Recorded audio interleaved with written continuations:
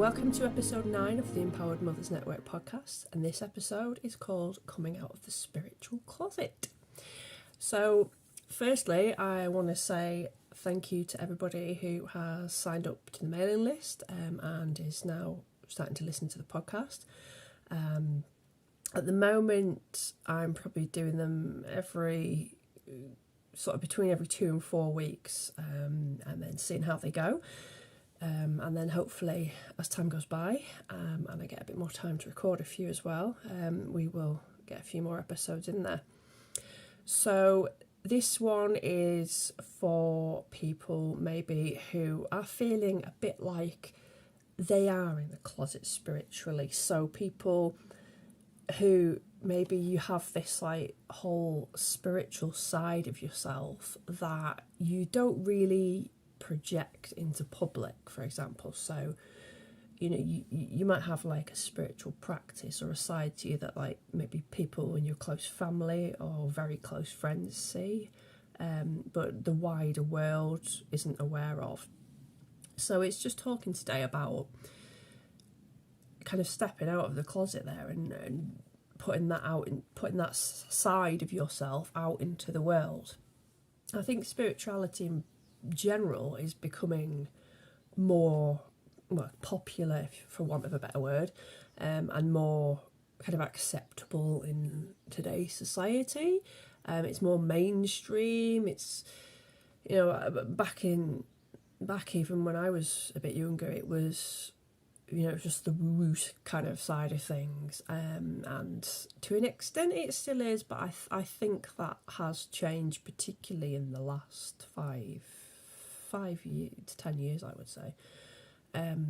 So I think spirituality now is an important part of many people's lives, and that's something that at Empowered Mothers Network will try and sort of promote that side of things, as well as wellness and physical health and mental health is the spiritual side of things as well, because it all connects in.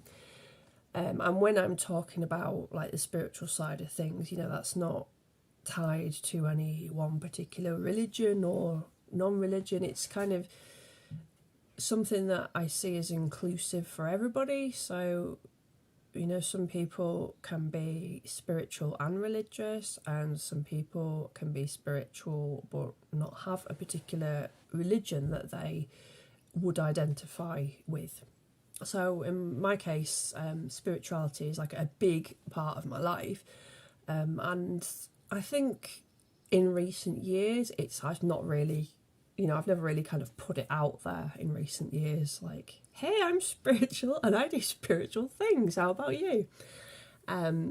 So a quick go over my own story was that probably about 2009, I think I had my first spiritual awakening. And that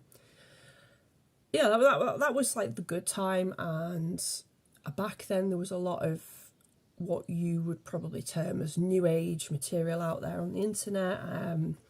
I got very into like angel cards, tarot reading, and I ended up doing my Reiki certification and becoming a Reiki master a few years later. And then I think, I did a few years after that, I did like my crystal healing diploma as well. And the first, those few years were kind of suddenly becoming awake and aware of the spiritual side of myself, which maybe I kind of was as a kid, but then it got buried with, trying to fit in as a teenager, and, more life happened and kids happened. And that was a big, I just felt at that point there was no room for the spiritual side of myself. And I think at one point, I was doing like crystal healing layouts and tarot readings a lot. I would use tarot for intuitive guidance as well.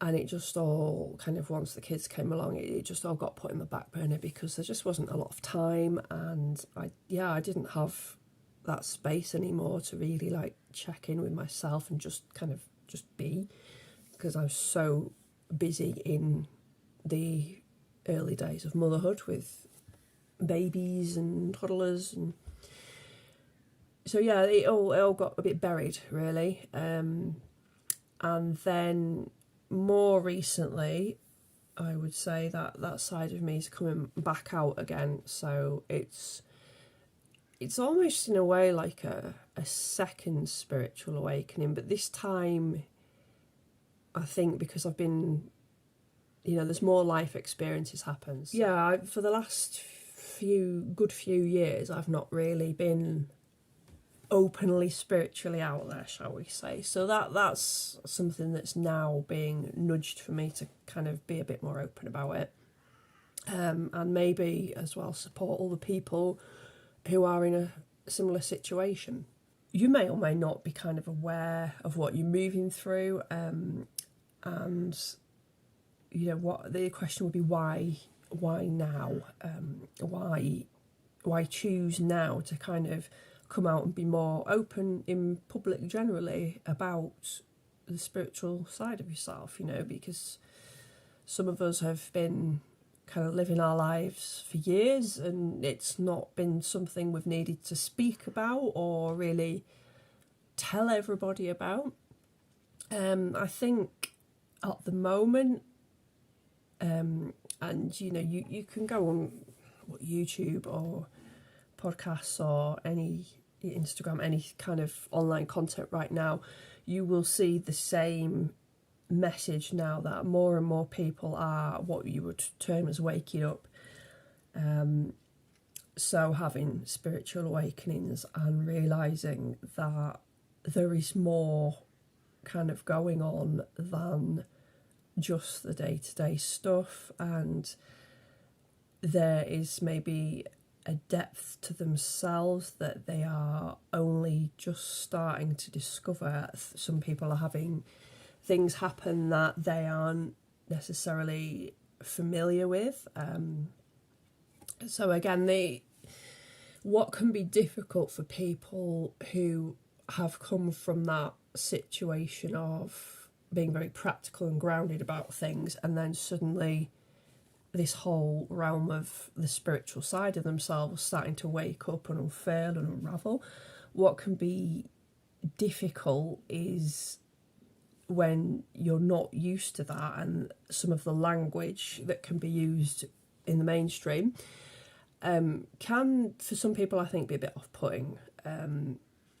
There's a lot of stuff now that is, I think I mentioned before, seen as like woo-woo kind of stuff. So it's integrating that, and there are some, if you find online content, there are some really good podcasts and people to follow who will kind of knit together now spirituality and spiritual concepts with aspects of science, which is always something that interests me, because I love science and I love the practical and analytical side of things, but at the same time I do have this spiritual side now. So now that more people are coming out there and speaking about the links between science and spirituality and how many actual links there are, I'm finding really useful in kind of accepting that side of myself more and being more comfortable about being open with it as well. Whether you call it a spiritual awakening or a realisation or, like a shift in your identity as well, whatever you want to call it. But I think more people are moving through that right now because there is like this massive planetary shift going on, and shift for us as humanity in general. I'm shaking the table there, aren't I? So it is like a lot of people now are being sort of pulled, it is like a sort of inner calling. It's just like a pull to kind of get to move into this new and unknown space. Why now is probably the first question, and the next question, I guess, would be, in terms of coming out of the spiritual closet, is why is it so hard? We're taught to be very open and authentic about ourselves, and not to be ashamed of who we are. That's been a real, I feel for me, that's been a real cultural shift, like, since, you know, I was like born in the 80s, and things culturally like that have really changed over the course of me getting older, a lot older. But yeah, it still can be difficult to come out of the spiritual closet. So even though it's more like mainstream and acceptable now, it can still be really difficult, you know, if you're just sort of going on the school run or whatever, and you're sat on the playground waiting for your kids, and you're not going to necessarily start chatting with somebody about crystals and tarot cards and energy healing, and you know, I could tune in and get intuitive messages and channeling and things. Some people can still be quite closed off and maybe skeptical of the spiritual side of us all. It still can nowadays be really difficult to be fully authentic and comfortable with yourself.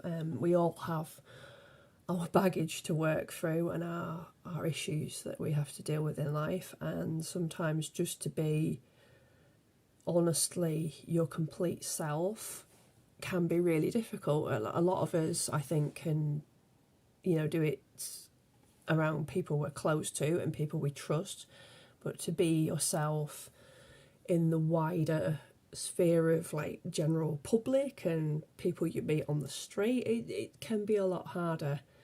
So it becomes hard to put yourself out there. It becomes hard spiritually and in other aspects of yourself too. I think once we sort of choose to put ourselves out there, a lot of us have this like block and this fear around visibility, putting ourselves out there, you know, being really seen for who we are, because that brings up all sorts of things. And for many of us, you know, sort of childhood things are coming back, so you'll get things like fear of rejection, and, you know, fear of people judging you and things like that. And something that's useful in this sort of stage of things is to remember that we aren't for everyone. So, you know, no matter if you're the most easygoing person and you do your damnedest to try and please everybody around you, there will still be people who just don't gel with you and don't get on with you, or just find you a little bit annoying or whatever. It's just we can't be for everybody. And especially as a mother, you know, I think you really get rocked when you have your kids. Well, a lot of us do, not everybody does, but you can really get rocked in terms of your sense of identity. So you've got to maybe, you know, spend a few years trying to find out who the hell you are for yourself first, before you go projecting that out to the world and saying, hey, this is who I am. If you don't know yourself, it's a little bit difficult. So yeah, if you keep in mind that, like, you know, nobody is for everyone. There's whatever you do, you're going to piss somebody off at some point, or someone's going to get annoyed with you, or you're not going to meet somebody's expectations. So, you know, once you can kind of identify these blocks in your own life and what your own personal blocks and things are to really being able to go out into the world as your authentic self are, then you can kind of then sort of take steps to deal with those and see if you can work towards overcoming them, which is, again, an ongoing process. It can be uncomfortable, but it does give you greater peace of mind in the long run, I think. So in terms of coming out of the spiritual closet, there is a lot of self-trust needed, I think. You've really got to kind of tune in to yourself, your inner self, and what's going on, and just trust that intuition and inner voice. Because initially, a lot of us are kind of, you know, when there's a spiritual awakening, it's just you, and not everybody around you is going through the same thing at the same time. Some of us will have people who've kind of, further down the path and then maybe gone there already and can support you. But a lot of us are kind of operating blind in a way. We don't know what's happening and what's going to unfold, so it's trusting that inner self. So some people will be more sort of clairvoyant and able to see things. Some people are more clairsentient and able to, there's like a knowing there, it's very strong intuition. And some people are like clairaudient, where they can kind of hear things from spirit. There's loads of different ways of tapping into and communicating with spirit. For me personally, it's like a lot of the time it's more of the knowing, and then I'll get like dialogues I'll get like a spoken dialogue most of the time, which, so you do have to kind of, you've got that skeptical side of yourself that's like, well, is that my inner monologue in my head or is it not? So for me, it sounds different to my inner monologue. It's also a lot kinder, which is something I'm working on. And yeah, sometimes I can sort of even see sentences, if that makes sense. So it's a bit like I've got like a written sheet of paper in front of me and I'm like reading the sentences. It's just they're kind of coming up as visual words. Yeah, so when you first come out of the spiritual closet, it can be quite isolating in a way, I think is the right word, if you don't have those people around you. So it is important to trust yourself and your intuition and what's going on for you to start with. And as you come to a place where you are more trusting of yourself, then trying to get out there and find others who are on the same journey as you is really useful. And kind of finding your community of people who can support you, basically, people further down the lane than you are, who can support you, and people who are maybe at the same place as you. So again, there's a lot of parallels with motherhood. When you've sort of had a baby, you tend to go to like mum and baby groups and find other mums who have new babies and are going through the same stage as you. So I've mentioned there about connecting with your intuition and really trusting that. And then I think just to mention that connecting with your intuition versus there is a lot of online content out there. So yeah, there's podcasts out there, there's videos, there's books. If you are going through a spiritual awakening, you are not short of resources to support you in terms of that. And I found some things online or on YouTube, whatever, to be really useful and supportive. But I think there is a line where, because there's so much information available to us, that maybe we don't want to just fly down the rabbit hole of online content and just absorb everything up and take it as a given. So finally, just my own few tips for navigating coming out of the spiritual closet.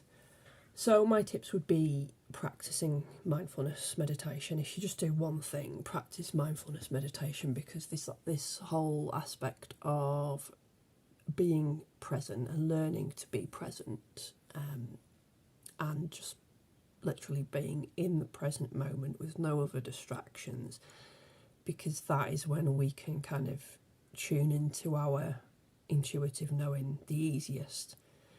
It gives us, the most the best conditions for accessing spiritual guidance, which is something that's very important part of our lives. There are all sorts of wonderful different types of meditation, and you've got sound baths and all sorts of wonderful things to get you into that kind of relaxed brain state where you can be really receptive. But I still feel there's no substitute for just doing a simple meditation of sitting in silence and, you know, practicing, because we have to practice, and we live in a busy world where we're constantly mentally stimulated, so we do need to practice the art of being in the present moment. And for me, I find it very useful as well to practice like dropping more into the physical body, so I don't get too caught up in my head. And also, you know, keeping a journal, just writing a little bit every day. It doesn't have to even be anything profound or whatever. You can just write, even if you just write a page of guff every day, it's like, it's the habit, you know, the continued habit. And we're finding out more now about how life-changing and useful like micro habits can be in making larger changes in your life. So like if you haven't read the book Atomic Habits, that's really useful. But just the act of journaling every day, or just writing something, just writing, and then that can be really useful in getting your everything in your brain out there, and giving you a bit more insight as well that you might not have expected. Observing where your spiritual kind of strengths lie. So are you somebody who does hear sort of messages from spirit, or you see things more visually, or it's intuitive knowing, or, you know, what kind of aspects are just come naturally to you really, or come easily to you? I think we all have them, but again, a lot of us can maybe suppress them or not really acknowledge them or be aware of them because we are too day to day in our brains. So yeah, again, the tip of getting your brain out of the way sometimes, literally just, I think as well in like manifestation, you see a lot of that, you know, you project what you want for manifestation, but then you need to get your mind out of the way at some point, otherwise it gets too controlling. So I find that a lot is that it's the getting out of your own way, basically, and being open to, you know, signs from the universe and possibilities, which most of the time we couldn't have figured out ourselves by using our logical, rational mind.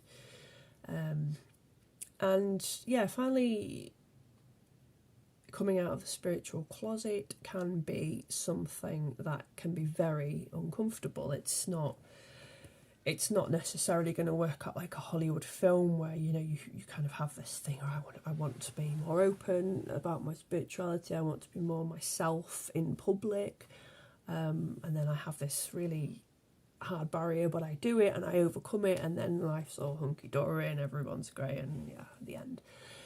It doesn't always work like that. You will probably come up against people who have no idea what the hell you're on about, or are really confused, or get annoyed with you, or there's 101 different, you know, possible scenarios. So it can be a process that is quite uncomfortable. It can alter relationships, whether you want that to happen or not. It can change parts of your life.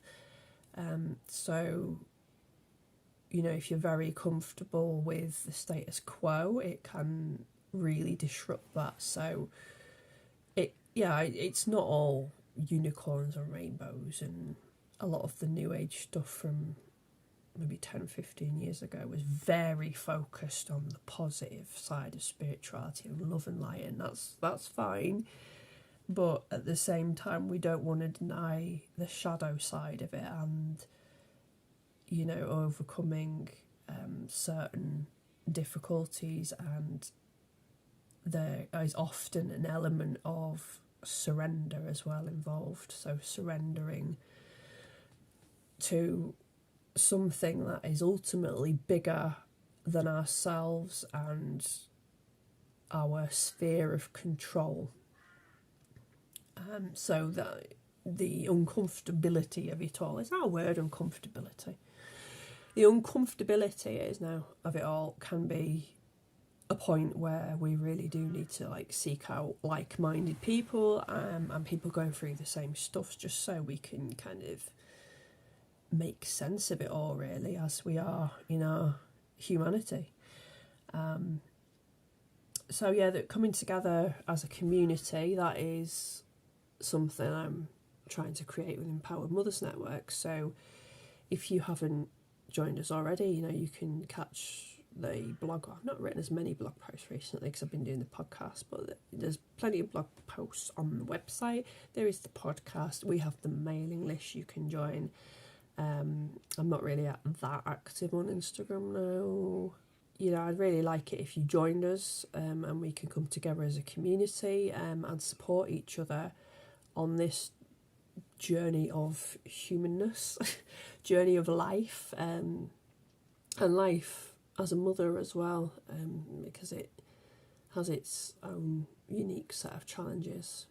So yeah, feel free to join the community, hit subscribe if you want to catch more episodes of the podcast on YouTube.